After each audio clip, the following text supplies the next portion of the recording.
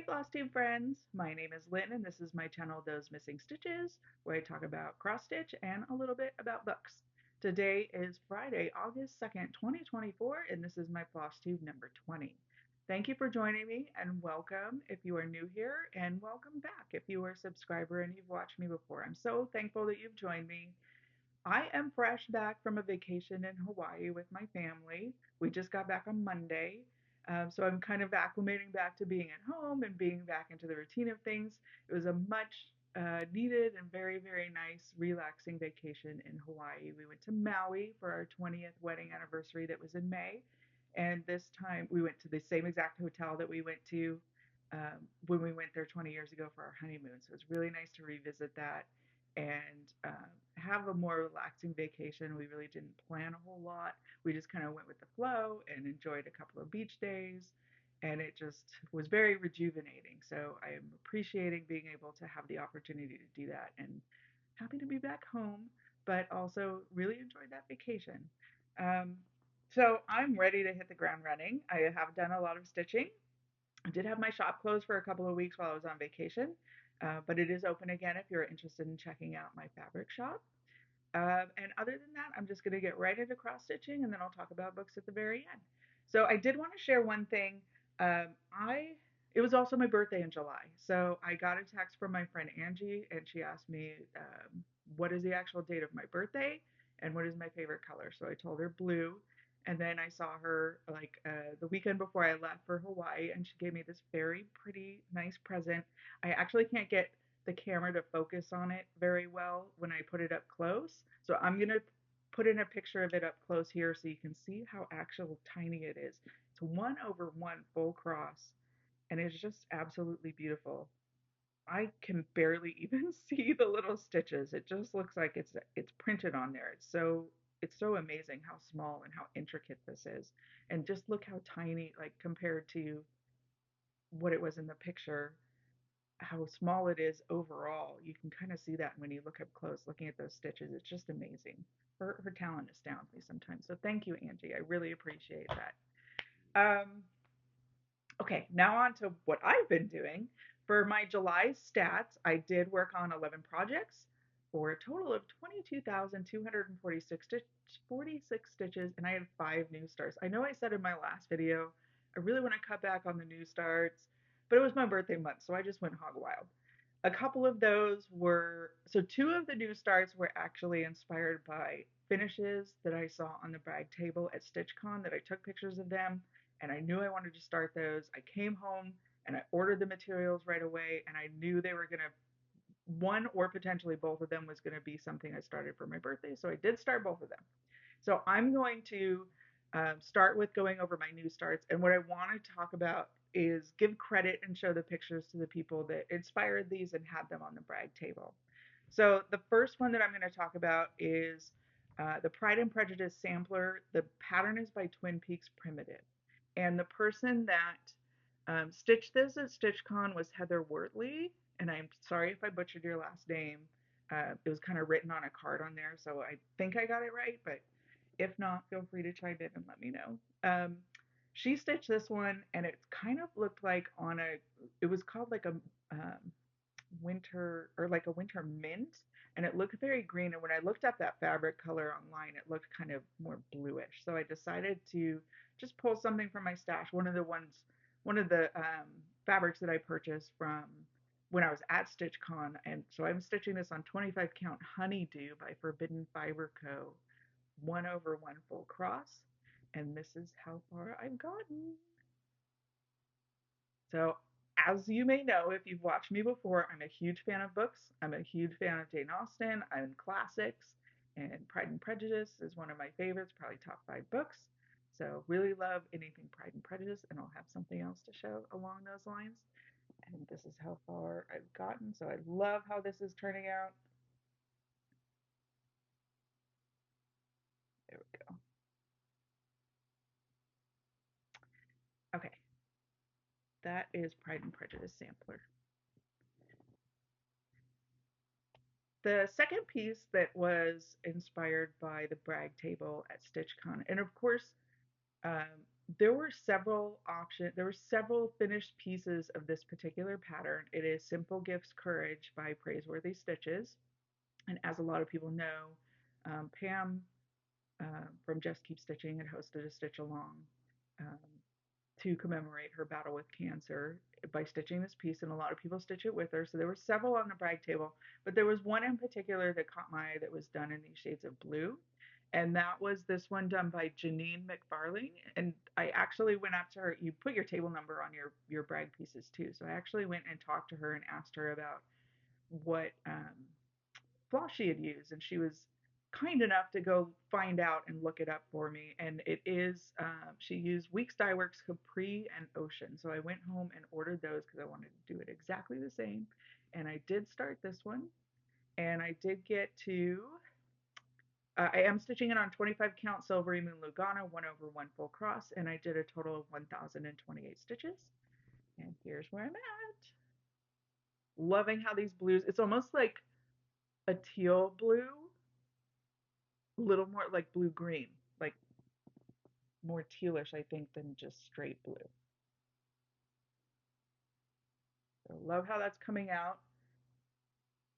And it's a pretty quick stitch, actually. I think I'm already at like, oh, I don't know what percent because it's not a pattern keeper compatible, but it's going pretty fast. So I do like this one a lot, and I think I'll continue to work on that one when I can see on 25 count. Having a little more difficulty again lately. So my next new start was actually a Patreon exclusive from from Liz Matthews. This one came in her monthly patterns that I think was in July. I think it's still up there, but I don't know how much longer it'll be available. I wanted to start this one right away. I wanted to start it on the vacation. I ended up starting it on the plane on the way to Hawaii, and I just couldn't see, and the stitches were all messed up, so I stopped. And I waited until I got back home, frogged it all, and restarted, and it looks a lot nicer now that I can see on it. So this is on 20 count Devoted Dobbin, which is a color from my shop, and I am stitching it 2/1 full cross with DMC B5200.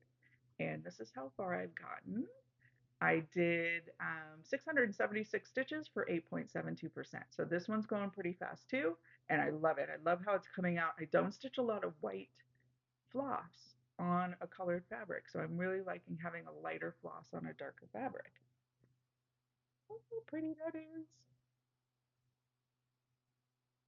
Love how that's coming out, and love the little denim blue behind it. So that is, I don't think I said the name of the pattern. Busy Hands, Happy Heart by Hello from Liz Matthews.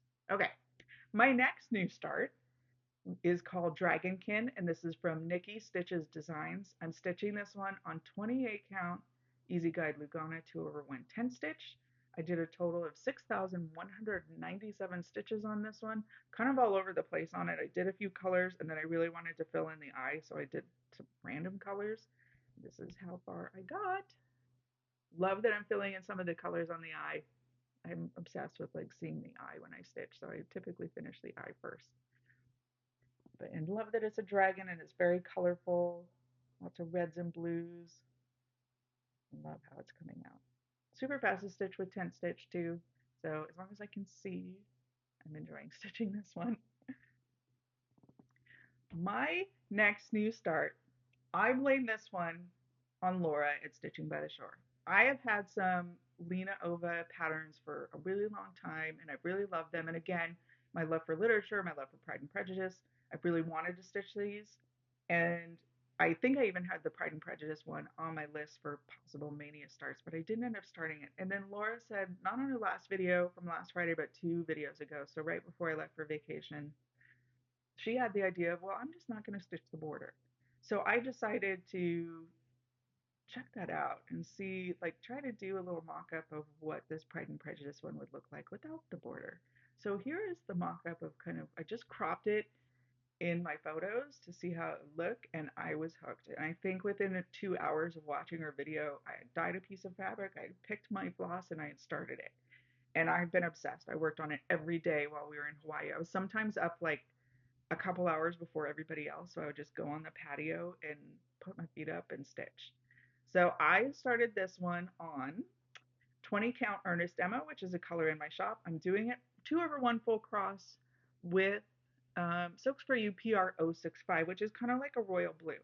And I have done a total of 6,564 stitches for 30.42% of the leftover, so without the border. This is how far I got. Taking the border out took almost 50% of the total stitches for the pattern. I put it in Pattern Keeper and took out all those stitches to see how many stitches were actually in the border, and it was almost 50% of it. So this is quite a lot. I was able to finish in like 2 weeks, less than 2 weeks. Actually, yes, I did start it 2 weeks ago today. So in 2 weeks, I've done 6,564 stitches on there, and it's full cross. I mean, it helps that it was a couple hours a day in Hawaii, but still. Really like this one, and I worked on it on the plane on the way home, so got quite a lot of progress on it. I'm sure it won't be as fast going forward, but knowing that I'm that far along, I'm probably going to keep cranking on it so I can try to finish it. So really, really pretty, and I kind of have this idea of maybe using the same floss color, if not floss and fabric color, on some of the Lena Ovas, and making like a series of all the Lena Ova squares without the borders. Thank you, Laura, to actually be able to finish some of them. Okay, now that was all for my new starts. Now we're into my normal stuff that I show all the time. These are ones that the first few I'm going to show you are ones that I have monthly goals on. Didn't meet monthly goals on anything but this one for this month, so we'll see. It was with 5 new starts, it's not unreasonable to understand why. So this first one is 324 by Works by ABC. And I am stitching this one on 25 count silvery moon Lugana. I have a goal of getting on average a square a day done. I did not actually do a square a day in July, but I was enough ahead from the extras that I had done in the previous months that I'm still on schedule from when I started it to still have it done within less than a year if I continue on this pace. So in July, I did a total of 744 stitches. I am now at a total of 6,004. No, I'm almost at 43%, or almost at 44%. So 6,429. Here's where I'm at. I am stitching this, I don't know if I said 1/1 full cross. So they go pretty quick. The hardest part is actually pulling the colors because it's all different colors. I did get everything that's down here is from this main row is new. So not a ton new, but I'm still on schedule for my total. Love how pretty and all the colors working in this one. Really enjoying that one. And there was a Stitch piece model that was actually at StitchCon, so seeing it in person was absolutely amazing and inspired me to get this one done. Okay, the next one in my normal monthly goals is Saga by Long Dog Samplers. I'm stitching this one on 20 count Lugana in color sensitive Sylvie, which is a color from my shop. Here's where I was the last time I showed this in a video. And in July, I definitely didn't meet my goals. I have a goal. I'm participating in this one as part of a long dog leap year Sal. So I started it on leap day, and with the idea of finishing it by leap day of 2028. And in order to do that, I have to do a certain number per month to get to that goal. And I definitely didn't meet that this in July, but it's like 2,300 or something. It's not a significantly high number that I can't potentially catch up. So we'll see. But I did work on it a little bit. I did complete 1,022 stitches. So here is my total. Here's my total. In total, I have stitched 11,517 for 11.08%. So still quite a long way to go, but definitely making some progress a little bit at a time. Here's a close-up. I haven't completely decided on what colors on the inside of these two I'm going to do the lighter colors in, but we'll see. And this is the end. This is the very end of the whole length of the pattern. So once I'm done with this set, I'm probably going to go back to the left in the second row. So really excited to be able to move on to the next row and get a little bit different stitching pattern in the frames. Okay. Next this is just my normal stitching. I don't necessarily have a goal on it. I just do it for fun. This next one is Black Vintage Sampler. This is by Owl Forest Embroidery. I'm stitching this one on a piece of 18 count Aida that I dyed myself, and it was just a misdye, so I don't have a color name for it.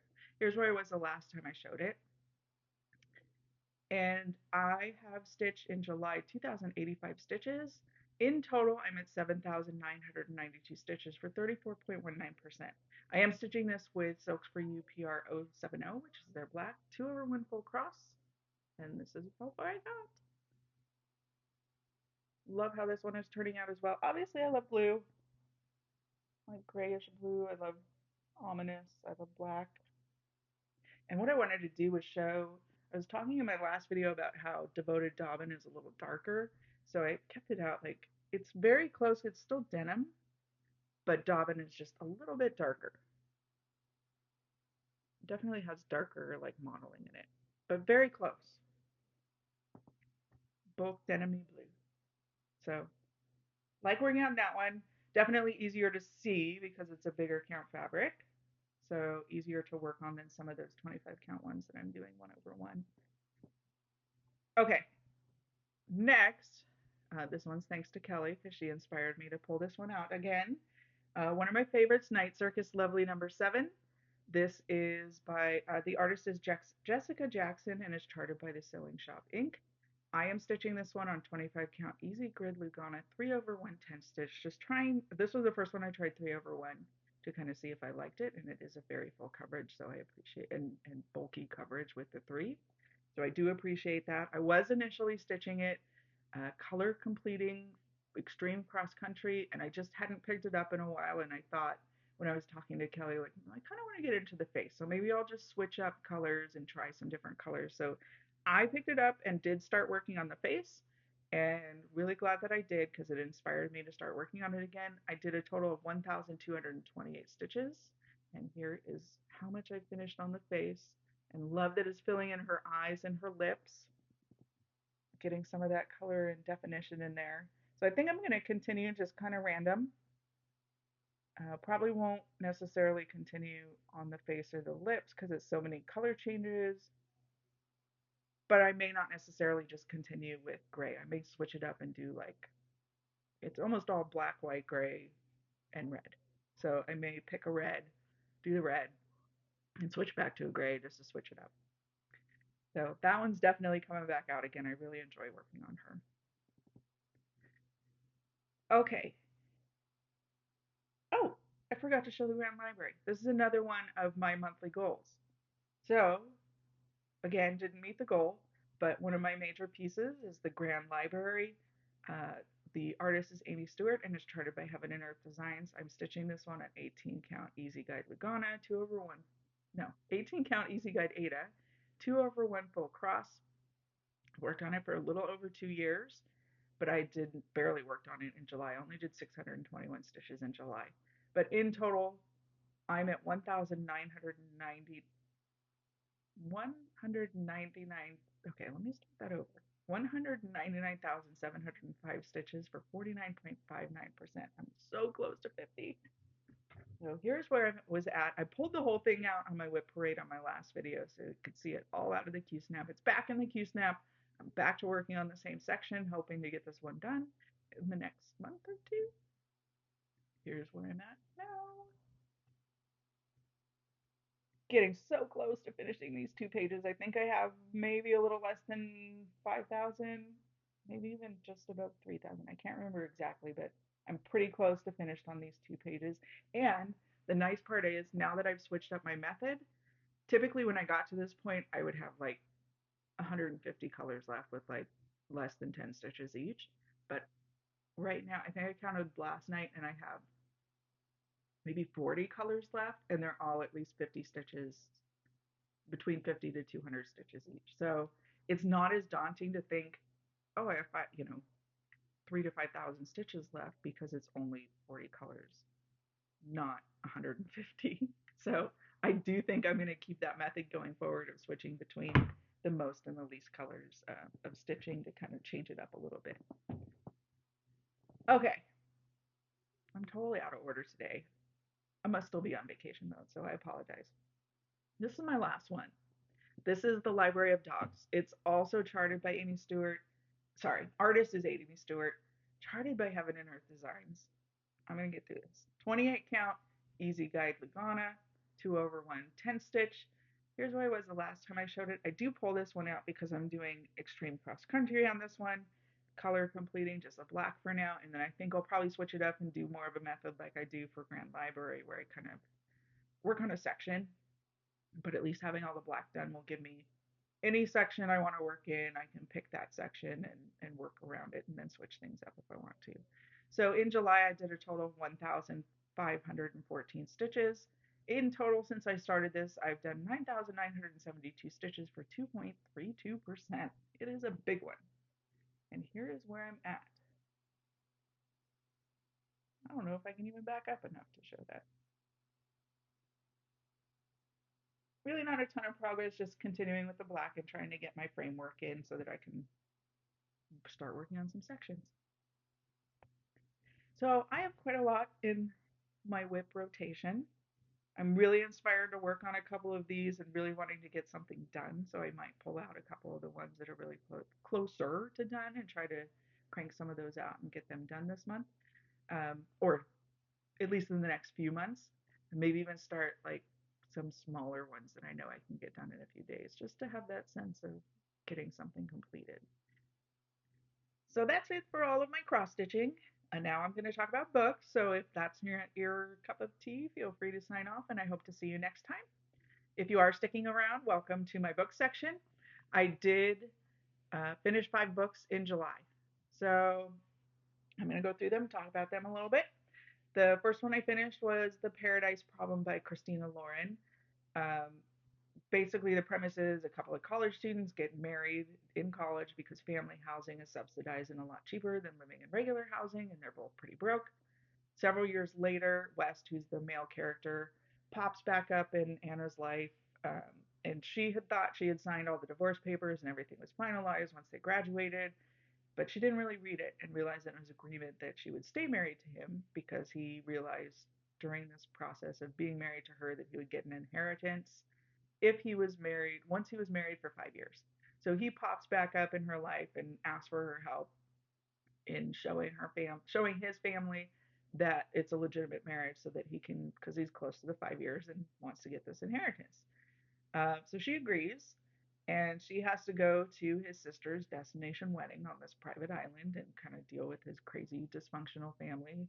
And she's pretty wild and artsy and a bit of a punk rock woman and stirs things up and really tries to be a friend to West and ask him, like, is this all really worth the money? So it's a little more complicated than that. There's more rules and caveats and things in the will in order to get the inheritance and some added weight on West's shoulders that make the whole situation kind of understandable of why he's doing it. I did like it. There's definitely some deeper level of emotions and conflict and maybe even some triggers with the familial relationships and how just mean the dad is and familial responsibility and sacrificing yourself for your family.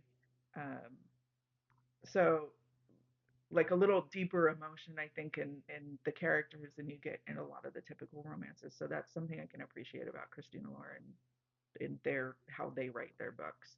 So I did like this one.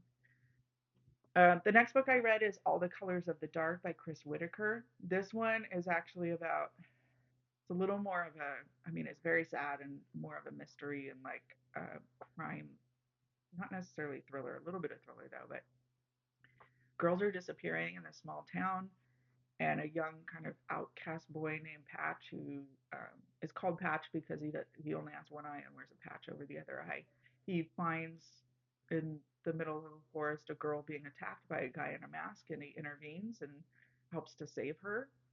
And the story is basically of the aftermath of the Patch's only friend in all of this and her determination to help solve the mystery of what happened and what happened to him and who this guy is and why these girls are disappearing. It really becomes her whole life and even her whole future decades later becomes part of her career. She becomes a cop. Like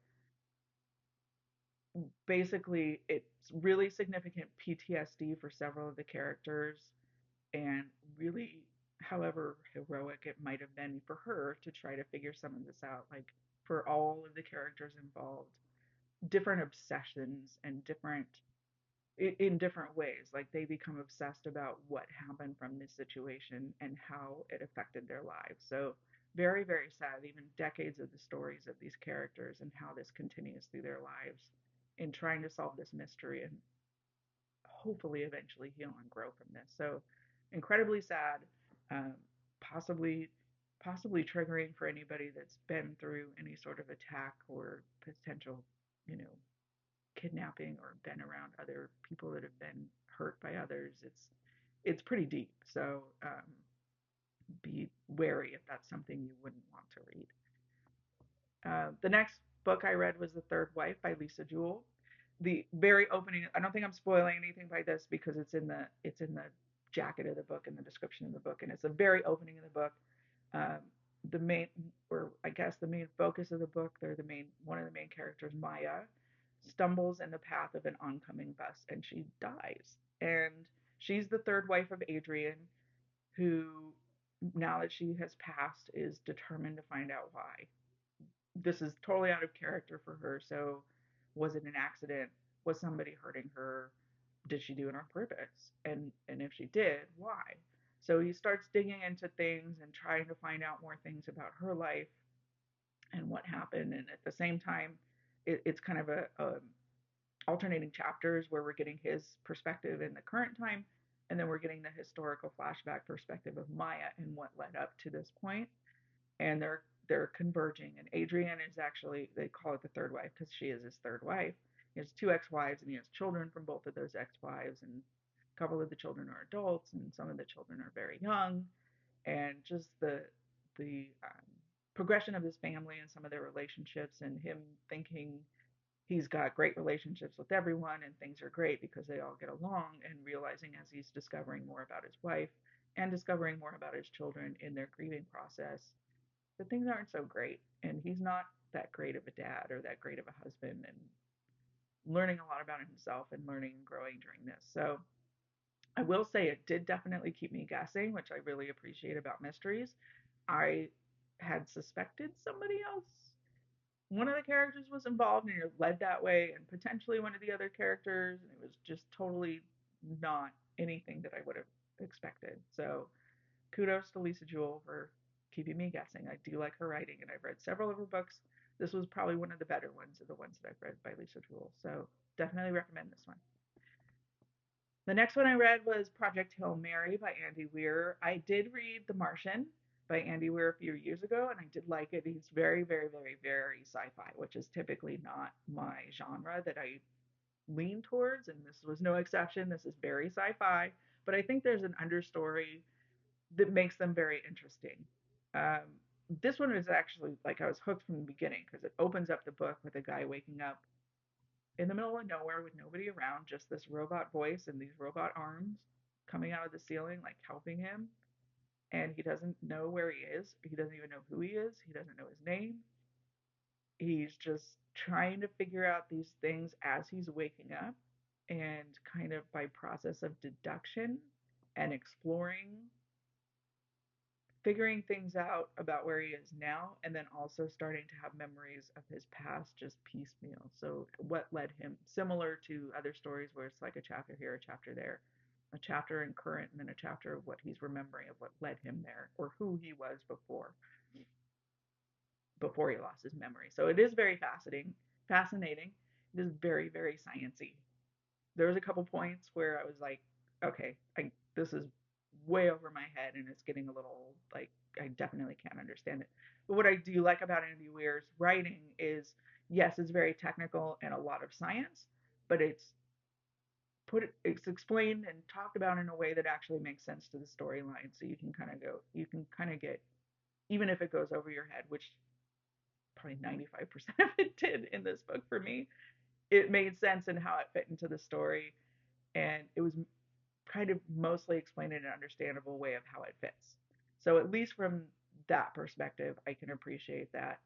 Um, I'm still not a major fan of sci-fi, but I do like his writing, and I like how there's an underlying story in there. And I really liked the ending of this one, um, and how things kind of turned around different than you would think this character would. So I'll definitely be reading more Andy Weir in the future. So thank you to the subscriber that recommended more Andy Weir. Um, the last one I read is Meet Me at the Lake by Carly Fortune. I read this one in 2 days in Hawaii, just sitting on the beach. So it was definitely an interesting read, and it was a fun one. I don't know if fun is the right word because there was a lot of heartbreak, but romance. The main character Fern spent 24 hours with this guy Will, who was an artist that was painting a mural at her work. They were both about to leave town, and he just said, "Hey, let me show you around town before you leave." And they had a really great 24 hours. It was horrible timing because they were both in other relationships, but they definitely connected. So they made a commitment to meet again in 1 year at her mom's um, like resort lake or lake resort at a specific time. Fern shows up the year later and Will does not. So now we're 9 years later from that. Fern is back at the lodge or at the resort helping out, and Will shows up and she says 9 years too late and what happened. And there's a lot of uh, hurt feelings and a lot of history, and they are both very different people at that point. He's no longer an artist, he's now a businessman in a suit and a business consultant, and actually had offered her mom to help consult on the resort business and how to bring it back to life. And, you know, she's kind of debating whether she wants to accept his help, whether she even wants to trust him, whether she wants him back in her life. And, of course, they talk through a lot of things, but and don't talk through a lot of things, and he's still hiding things, and they don't know what's happened in the last 9 years to each other. So I was really curious to see how it went. And although I kind of felt like um, the hurt that Will had caused was a, and the reason why he caused this hurt, and we find that out towards the end, was kind of a cop out and a little disappointing. I think it was eventually explained in a way that I went, okay, I get it. I guess I could see that. Um, but I definitely did like the character. So just minor point that kind of was a little disappointing, but I could see it. I could rationalize it, I guess.